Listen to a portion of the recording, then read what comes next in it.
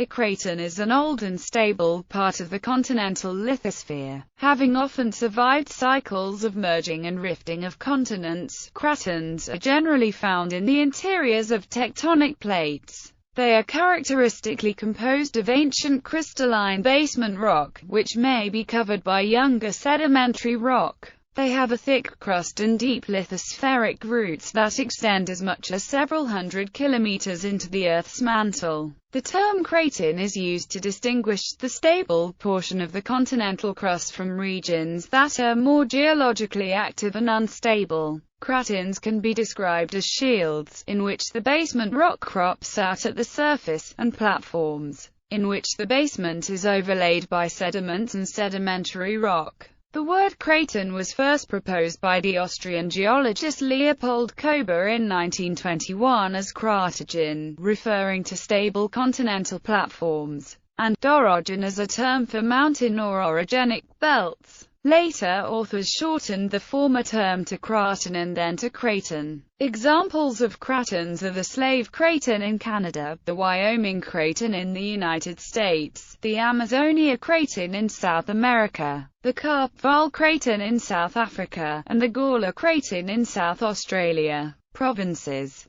Cratons are subdivided geographically into geologic provinces. A geologic province is a spatial entity with common geologic attributes. A province may include a single dominant structural element such as a structural basin or a fold belt, or a number of contiguous related elements. Adjoining provinces may appear similar in structure but be considered separate due to differing histories. Structure. Cratons have thick lithospheric roots. Mantle tomography shows that cratons are underlain by anomalously cold mantle corresponding to lithosphere more than twice the typical 100 km thickness of mature oceanic or non-cratonic continental lithosphere. At that depth, craton roots extend into the asthenosphere. Craton lithosphere is distinctly different from oceanic lithosphere because cratons have a neutral or positive buoyancy and a low intrinsic isopenic density. This low density offsets density increases due to geothermal contraction and prevents the craton from sinking into the deep mantle. Cratonic lithosphere is much older than oceanic lithosphere, up to 4 billion years versus 180 million years. Rock fragments carried up from the mantle by magmas containing peridotite have been delivered to the surface as inclusions in subvolcanic pipes, called kimberlites. These inclusions have densities consistent with craton composition and are composed of mantle material residual from high degrees of partial melt. Peridotite is strongly influenced by the inclusion of moisture. Craton peridotite moisture content is unusually low, which leads to much greater strength. It also contains high percentages of low-weight magnesium instead of higher-weight calcium and iron. Peridotites are important for understanding the deep composition and origin of cratons because peridotite nodules are pieces of mantle rock modified by partial melting. Hartsbergite peridotites represent the crystalline residues after extraction of melts of compositions like basalt and komatiite. An associated class of inclusions called eclogites consists of rocks corresponding compositionally to oceanic crust that has metamorphosed under deep mantle conditions.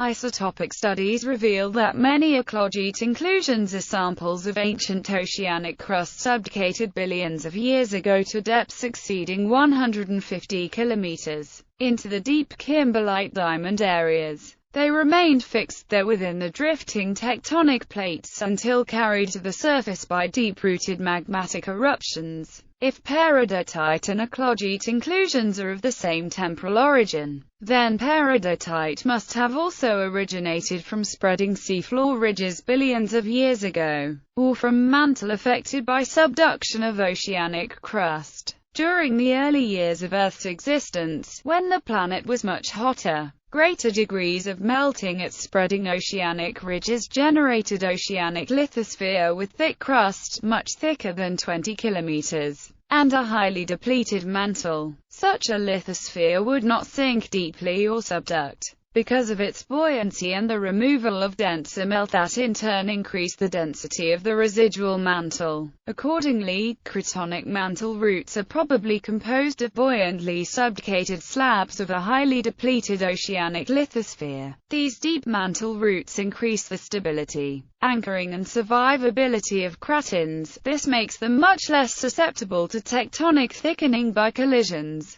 or destruction by sediment subduction. Formation. The process by which cratons are formed from early rock is called cratonization. The first large cratonic landmasses formed during the Archean eon. During the early Archean, Earth's heat flow was nearly 3 times higher than it is today because of the greater concentration of radioactive isotopes and the residual heat from the Earth's accretion. There was considerably greater tectonic and volcanic activity. The mantle was less viscous and the crust thinner. This resulted in rapid formation of oceanic crust at ridges and hotspots, and rapid recycling of oceanic crust at subduction zones. There are at least 3 hypotheses of how cratons have been formed. 1. Surface crust was thickened by a rising plume of deep molten material. 2. Successive subducating plates of oceanic lithosphere became lodged beneath the proto-craton in an underplating process. 3. Accretion from island arcs or continental fragments rafting together to thicken into a craton. Earth's surface was probably broken up into many small plates with volcanic islands and arcs in great abundance. Small protocontinents formed as crustal rock was melted and remelted by hotspots and recycled in subduction zones. There were no large continents in the early Archean, and small protocontinents were probably the norm in the Mesoarchean because they were prevented from coalescing into larger units by the high rate of geologic activity. These felsic protocontinents probably formed at hotspots from a variety of sources. Mafic magma melting more felsic rocks, partial melting of mafic rock, and from the metamorphic alteration of felsic sedimentary rocks. Although the first continents formed during the Archean, rock of this age makes up only 7% of the world's current cratons, even allowing for erosion and destruction of past formations. Evidence suggests that only 5 to 40% of the present continental crust formed during the Archean. One perspective of how the cratonization process might have first begun in the Archean is given by Warren B. Hamilton.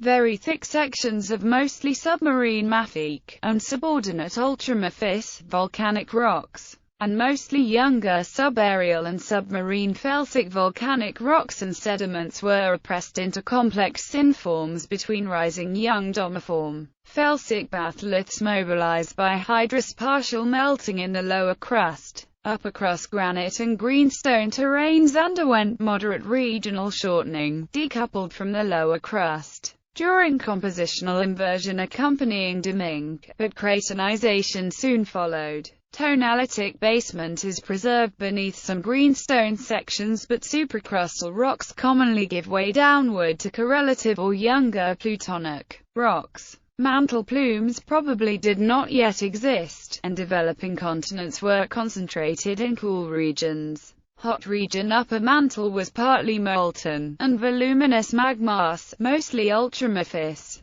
erupted through many ephemeral submarine vents and rifts focused at the thinnest crust. Surviving Archean crust is from regions of cooler, and more depleted, mantle, wherein greater stability permitted uncommonly thick volcanic accumulations from which voluminous partial melt, low-density felsic rocks could be generated.